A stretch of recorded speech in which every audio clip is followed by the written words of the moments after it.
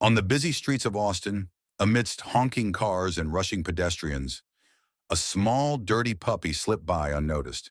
His ribs showed through his thin fur, evidence of too many days without food. He didn't know where he was going.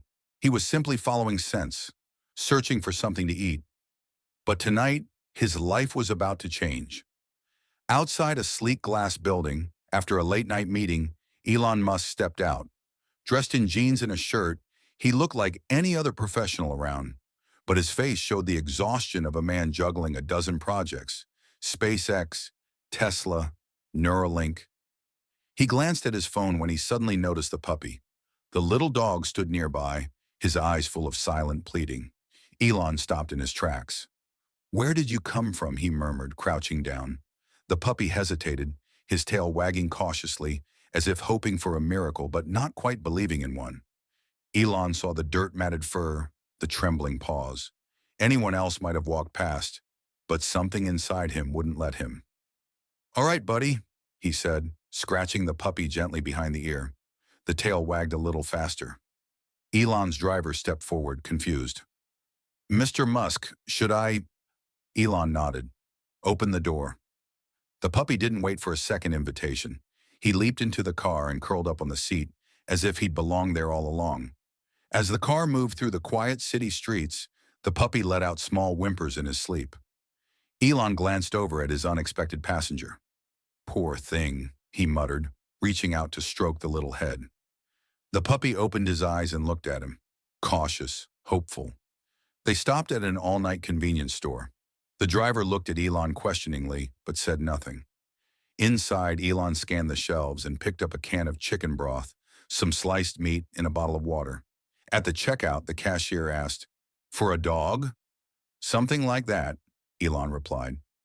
Back in the car, he poured some broth into a disposable bowl and tore the meat into small pieces. The puppy sniffed it hesitantly before devouring it in seconds. Elon watched him, feeling a strange sense of peace. His life was chaos. Meetings, launches, deadlines, all perfectly planned, calculated. Yet now he was sitting in a car, feeding a stray dog. "You definitely weren't in my schedule," he mused with a small smile. When they reached Elon's home, he hesitated. A puppy wasn't just a moment of kindness, it was responsibility. But as soon as he opened the door, the little dog hopped out and looked up at him, tail wagging. "All right, come on in," Elon sighed. His apartment was sleek and minimalistic, with floor-to-ceiling windows overlooking the city. Elon grabbed an old blanket and laid it on the floor. "This'll do for now." The puppy sniffed it, circled a few times, and collapsed into deep sleep. By morning, golden light filled the room. Elon sat with a coffee, scrolling through emails, but something felt different. His gaze kept drifting to the sleeping puppy. When the little dog woke, stretched, and patted over hesitantly, Elon couldn't help but smile. "Hungry?" he asked. As the puppy ate, a thought nagged at him. The dog was too young and well-groomed to have been a stray for long. Where had he come from? Determined to find out, Elon called a vet he knew, Dr. Elena Ortiz. She agreed to check the puppy immediately. At the clinic, Elena stroked the pup and smiled.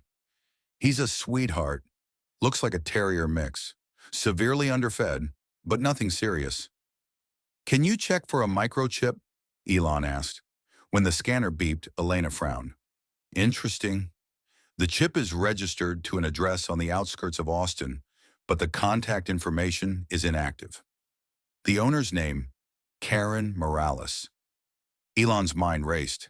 Had she abandoned him, or had something else happened? Typing the address into his GPS, he drove out to investigate. The puppy, now with the name Sunny, watched out the window as if sensing something important was happening. Karen's house was in ruins. Boarded-up windows, an overgrown yard, dust everywhere. A pile of unopened mail sat by the door. Bills, eviction notices, and among the papers, Elon found something else. A child's drawing. A girl hugging a dog that looked exactly like Sunny. He kept searching. A dusty photo frame held an old picture of Karen, her daughter, and an older dog. "You remember her, don't you?" Elon murmured when Sunny let out a small whimper. With the help of his team, Elon discovered that Karen had lost her home 3 years ago and vanished. No forwarding address, no job records, nothing. Weeks passed before he got a call from a shelter in San Antonio. They remembered Karen. She had left behind a letter. If anyone ever looks for us, please know. I only wanted to keep my daughter safe. I will do whatever it takes to protect her. Thank you for your kindness. Elon clenched the paper in his hands. He didn't know where they were now, but at least he knew they were safe. Sunny stayed with him, and inspired by the puppy's journey, Elon launched a charity initiative, the Sunny Project, a fund to help struggling families keep their pets instead of being forced to give them up. Letters poured in, filled with stories of hope and gratitude. One letter from a single mother struck him deeply. My children and I nearly lost our dog, Max, but because of you, we didn't have to say goodbye to the one who gives us hope. Elon reread the note as Sunny wagged his tail beside him.